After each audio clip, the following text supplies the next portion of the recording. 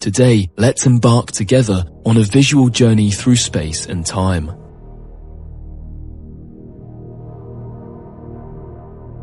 We are in intergalactic space. Billions of kilometers from Earth, we are lost between two neighboring galaxies.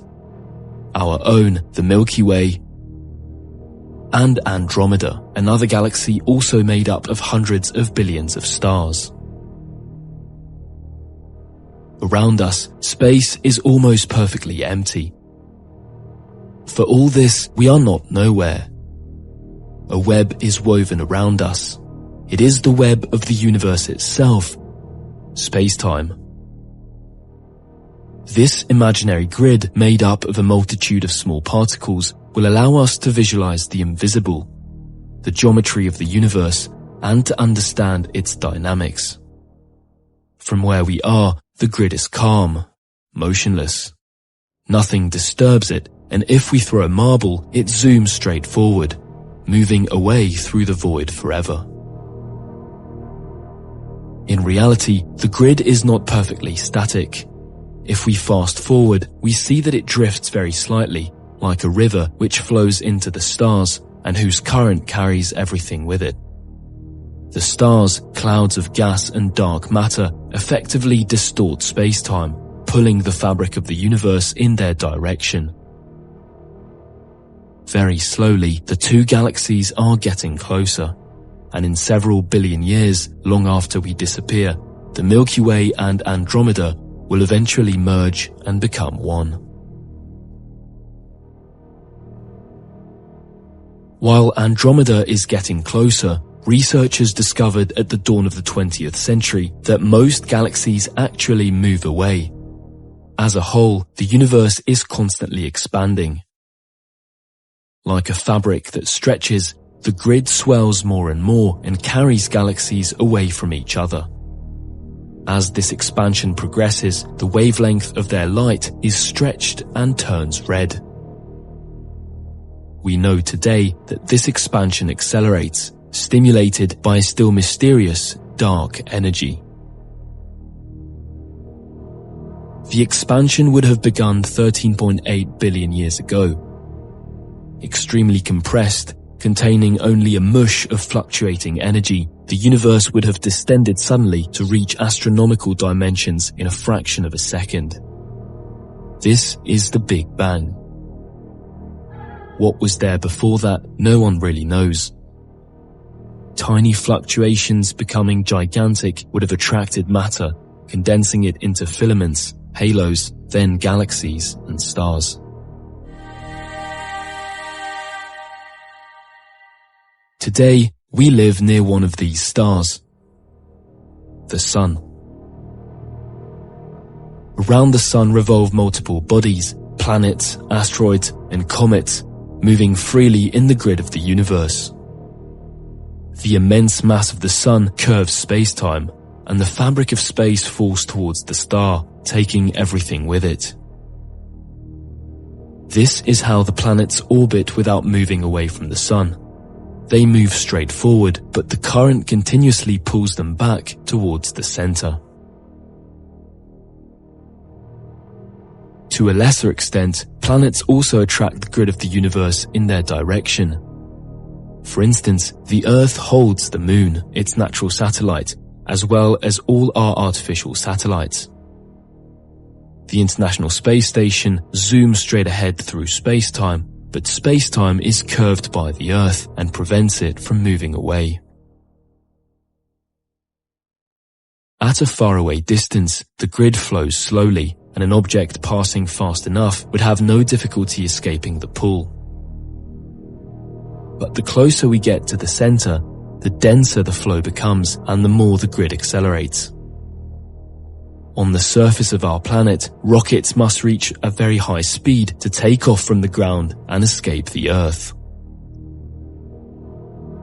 The grid converges towards the center, and if we drop several apples next to each other, space-time will bring them together in one direction and stretch them apart in the other direction.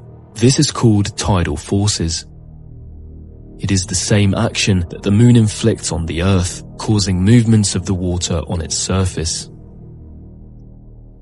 The back and forth motion of the tides is caused by the spin of the Earth on itself.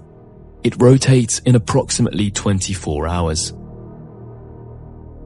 This motion of all its mass affects space-time and very slightly drags the grid along with its rotation. When we drop an apple, even if it does not touch the Earth, the rotation of our planet influences it at a distance and slightly bends its trajectory and orientation. Inside the Earth, the grid continues to fall downwards. It seeks to draw everything towards the center. But the materials that make up our planet are resistant. They exert enormous outward pressure so as not to collapse on themselves.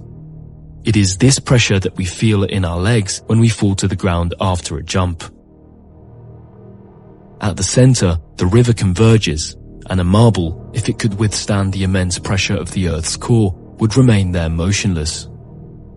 Arriving at the center, all the particles that make up the grid continue ahead and rebound until they emerge back out from the Earth. If we could jump through the whole planet, we would come out on the other side. In 5 billion years, our star will eventually die. The sun will no longer be able to generate its pressure and resist the flow of the grid. Its core will collapse on itself, forming an extremely dense white dwarf, while its atmosphere will slowly expand into a gigantic planetary nebula. However, not all stars disappear in this way. A few hundred light years away, another star, a supergiant, is also burning its last fuel. 20 times more massive than the Sun, its internal pressure can no longer bear all its weight. The heart collapses, and the outer layers bounce back, exploding into a supernova. The core compresses more and more until it forms a neutron star. It contains the mass of 2 suns in a space just 30 kilometers across. The grid of the universe is pulled so hard that light itself is dragged along, creating strange optical distortions.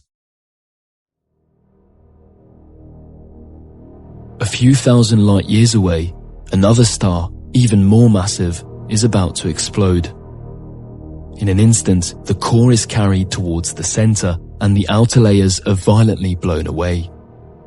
This time, the universe is stronger.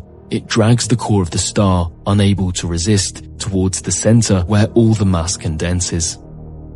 Within a small sphere, the universe is so curved that its fabric falls faster than light. Nothing can escape this hellish treadmill. Everything is carried downwards. It is impossible to stay still or even send a signal outwards. It's a black hole. In the universe, some black holes are born near another star, and they capture its matter in the form of a very high-temperature plasma. Entering an orbit around the black hole, the plasma forms an accretion disk which loses energy and spirals towards the horizon. Inside the black hole, very close to the center, the flow becomes infinitely fast, and all objects are strongly torn apart. The grid stretches so violently that it separates atoms from each other and spaghettifies all bodies. At the center, our current theories do not yet adequately describe the quantum behavior of spacetime. In the universe, nothing is static. All stars more or less rotate on themselves. When they die and their core compresses to form a black hole, their rotation accelerates like an ice skater folding her arms alongside her body. This rotation is imprinted in the very fabric of spacetime, which continues to rotate afterwards. Below a certain distance, inside what we call the ergosphere of the black hole, the entire grid is carried into a faster-than-light vortex, which drives bodies in the same direction of rotation. Even light is forced to rotate with the black hole. Below the horizon, where the grid falls faster than light, such a black hole would have a second internal horizon where the centrifugal force created by the rotation of space-time counteracts gravity and slows down the fall of the grid. Mathematics extends these internal horizons with white holes, from which we could emerge to explore parallel universes. However, the inner horizon of a black hole is extremely unstable and probably doesn't exist. The structure at the center of a real black hole remains mostly mysterious.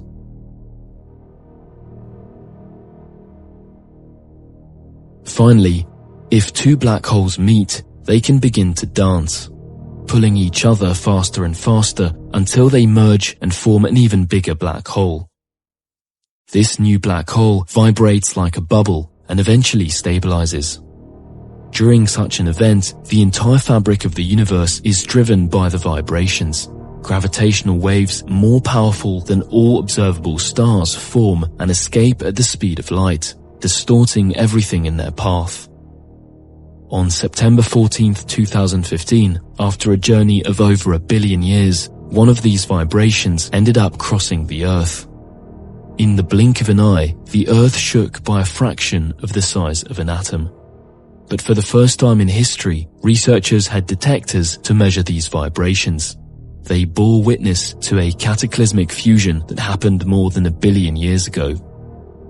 In 2015, a whole new field of astronomy thus opened up, gravitational wave astronomy, allowing us to probe the very structure of the universe.